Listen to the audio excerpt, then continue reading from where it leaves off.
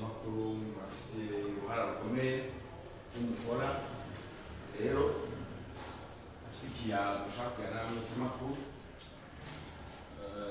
ati abantu birira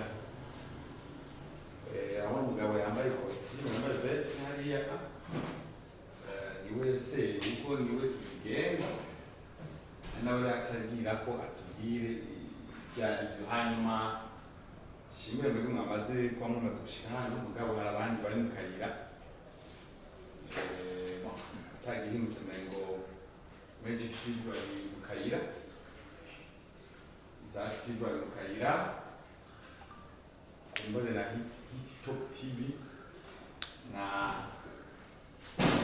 News Cell TV ayo mwana neza kuvuga neza ubwo rero mukurindira niba twasho gusanga aho tugejeje ko twakora tumisaha 3:30 webanye yuko makontrata abaho hariho na Lendios cyo gusanga abarayi babaje cyo gituma rero kuvuga twisaha 4 n'iminota 30 muri Afrika isaha imwe nta kibazo kwikira naho nyine bitemewe mu myeshamakuru ubwo rero tikatwe duha imvu bahe twumva kajama cyo badutumiri ko cyo nakoze gusa kwa bari gutumye ko babisanye hanyuma isigaye kuvuga ngo se uko mugabo kizigenza ngaha costume zakutubwira igituma dukoraniye hano niba yateretse gusoma turasoma kandi natuniyongere n'ibyo binashoboka kuko nibaza ko nawe ira mahoro nuko rero kayani nakawe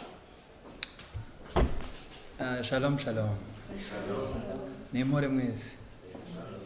Kadutangure tubaha kaze mwese amenyesha amakuru mwese mubasha gutwitaba kuri no sango ry'uno munsi. Ku mazina nitwa Nzirimo Jean Claude. Nkaba mpagarariye Empower TV nga mu gihugu cy'u Burundi. Mugabo akaba ari umuyobozi wacu mukuru notre visionnaire akaba ari muri US America. Rero uno munsi rero twabasha kubahamagara kugira ngo tubashe kubamenyekanisha ihasa ryanyu rishasha ribasanze umugwi murimwo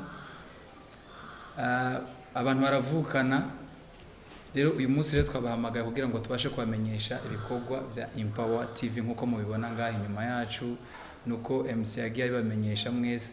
Uyu munsi rero twabahamagara kugira ngo tubashe kubamenyesha ibikorwa by'uyu munsi kwari kubamenyesha ihasa ryanyu rije ribagana muri media yo ngaha mu gihugu cyacu cy'u Burundi.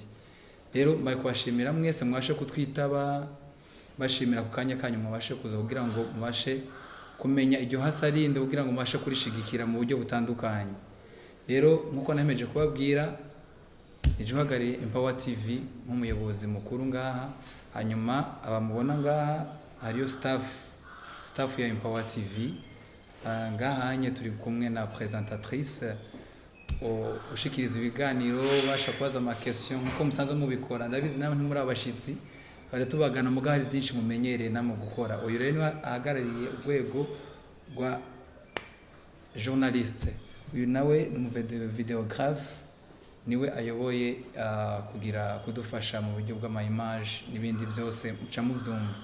Hanyuma Gustave ngandi baza muramuzi mwese Kamanda, uyu wunye nawe numwe muri twebwe abashe kuza kugira ngo bashe kuza aje muri management ya Empower TV. Rero kuno munsi rero twabahamagaye kugira ngo tubashe kubamenyesha Empower TV. Empower TV yaje igana ndima media canke ndima televiziyo canke bimenyesha makuru bindi biri ngaha mu gihugu cy'u Burundi.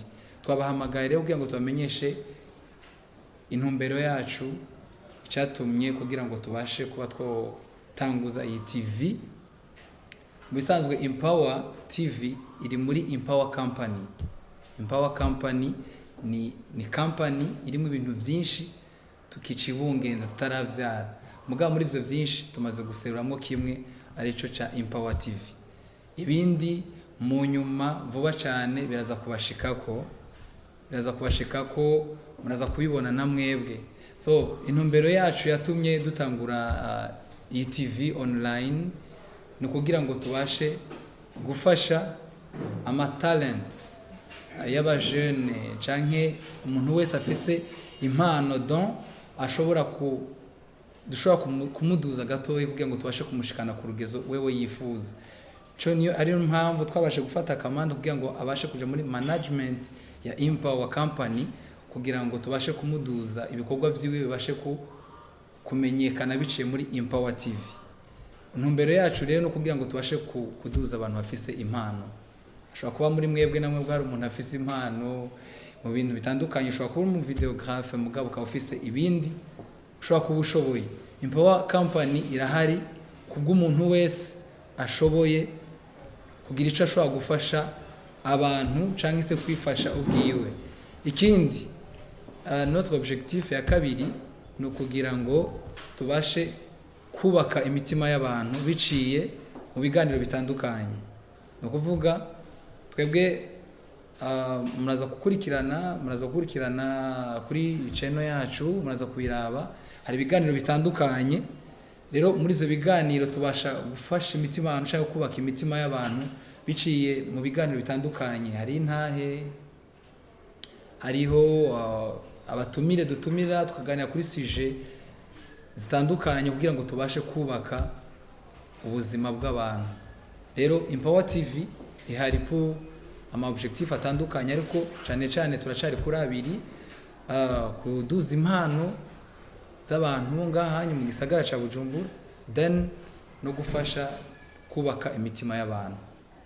Rero cyane nico twari tubahamagariye kugira ngo tubashe kubamenyesha Empower Company ariyo ivuyemo yinye Empower TV. Rero nta majambo menshi ushobora kuvuga, ndibaza ndashobora guha umwanya Kamanda nawe agira ico yoshikiriza kuri uno munsi. Murakoze cyane.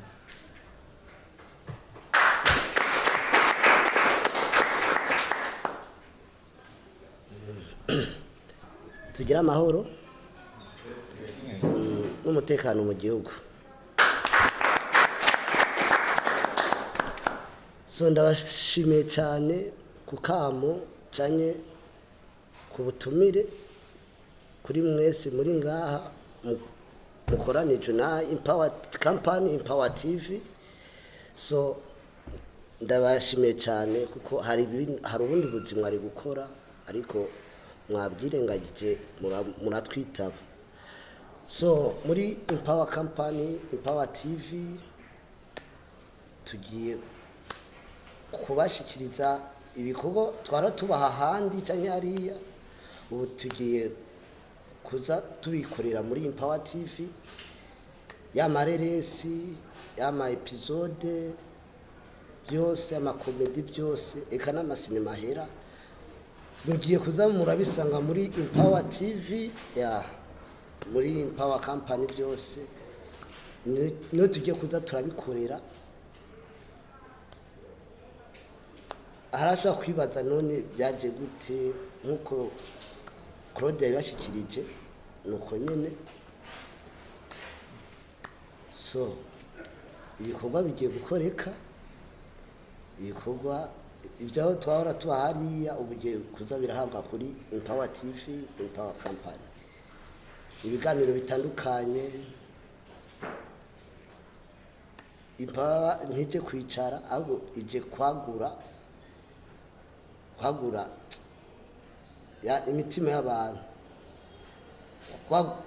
bivanye n'ibikino nkora byo gutwenza cyangwa byo by'impanuro, igiye kuza irabifashamo. Nukuri nta byinshi mfise no randira byo kuvuga. Yego reka nsubize ijambo Claude. Arakoze cyane, washaka kumukomera amashi. Arakoze cyane nkuko bibabwiye. Ubunye ibikorwa bya Kamanda muzamara bikurikirana kuri Empower TV. Muri mwebwe mwicaye ngaho n'abari ko baradukurikirana ubunyene, murashobora gukora subscribe then mukaza muradufollowinga ku biganiro bitandukanye. Rero mu kugira tubashe kuduza impano z'abantu, hari ibikorwa bimwe tumaze gukora. Hari igikorwa healing moments, ni ifasha kuzamura amatana y'abajene bashoboye kuririmba. Iyo niyo tala imwe tumaze gushikako kugira ngo tubashe kuduza abana bafise iyo mpano. Ubunye rero tukaba turi mu gikorwa maze gukurikirana, maze kubiraba. Hariyo Soldiers ya Kamanda nayitanguye, ndibaza n'ibindi vuba cyane biraza kubashikako. Ubu nyine turashobora kubaha umwanya, si mfise ico mushobora kubaza, si hari ico mushobora kuba mwoshikiriza namwe bwo mwanya ni gwanyu. Murakoze cyane. Murakoze cyane. Ku mazina nitwa Igiraneza Yvonne. Ndi umupresentatrice nk'uko baje kubivuga kuri Empower TV. Ok, les vrais nta expérience nayifise nta hantu na hamwe vraiment narebwa umupresentatrice. Muga nize communication kuri LAC niyo mpejeje. Urumva ko je suis pas très loin n'ivyo nize. Ndafise théorie, muga maintenant je vais pratiquer ivyo nize. Kandi j'espère bien ko bigoye vraiment kubera nsanzwe ndi umuntu akunda no kuvuga. Ndakunda mfashe abantu biciye kubera avec ibibazo urashobora kubaza ikibazo ubarije uwundi muntu ukamufasha indirectement bivuye mu ma interviews dukoresha abantu cyane cyane. Ndakunda mbaza ikibazo gishobora kuinteresa abantu benshi bashoboka kugira ngo mfashe uwundi naho bitofasha jewe personnellement.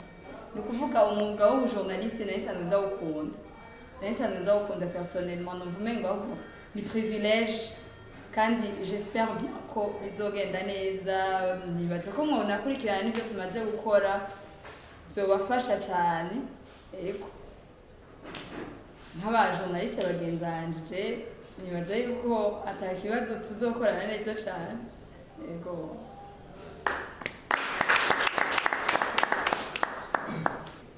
Ku mazina nitwa Beni Trésor Habonimana, hama ndi director muri Empower TV.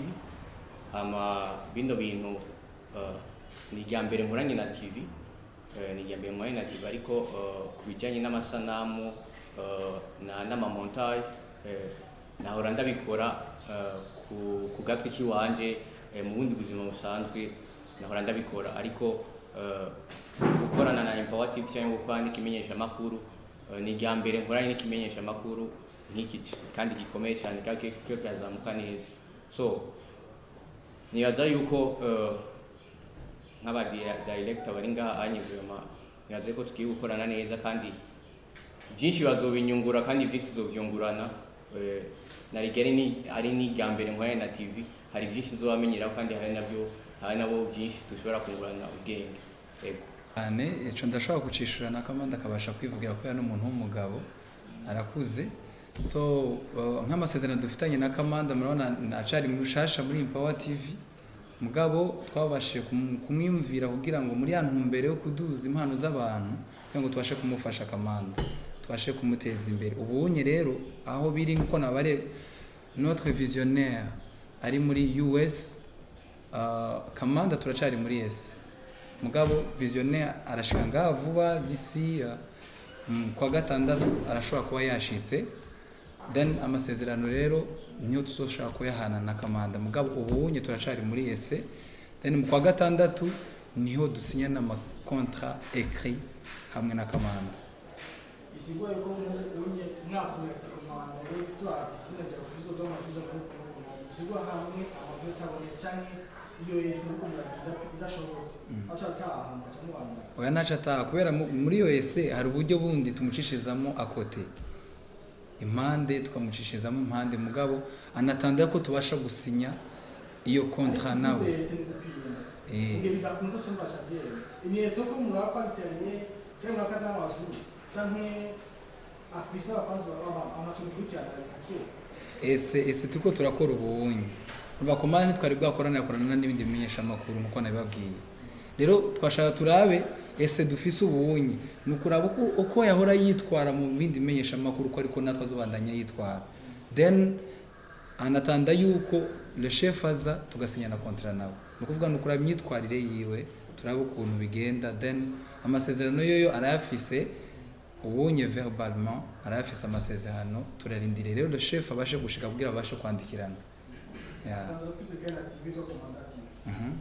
Atubona ko se komanda TV canke azopostinga hose cyangwa azoshora gusa aje ibyo yakaza kwikorana icyo cyambere cyakabiri naco cyampereza nawe natsinda ibintu bakina nawe baringa yo kontra mifise na komanda yene gusa mufata mifise na komanda team uwo komanda ni heza afise team yo bakina ari nabo ngana baringa mwagize komanda team je komanda wenyine gusa bo nkuko bibajije bana komanda ari ngaha kandi ubashe kumbara ko na team yiwe iri ngaha amasezerano dufitanye ni komanda team nkuko mbona ngaha nitwari kuzana dushobora kuza ari twese muga nkuko mbona chef wabo ari ngaha rero komanda niwe na komanda team yiwe abo bakorana murashobora kubiraba murashobora kubikurikirana no muri soldiers ni komanda team twakoranye maze kubikurana ikindi ikibazo rubajije ni kibazo cya komanda TV ubunye ibikorwa by'iwiwe bizo birabazwa kuri Empower TV na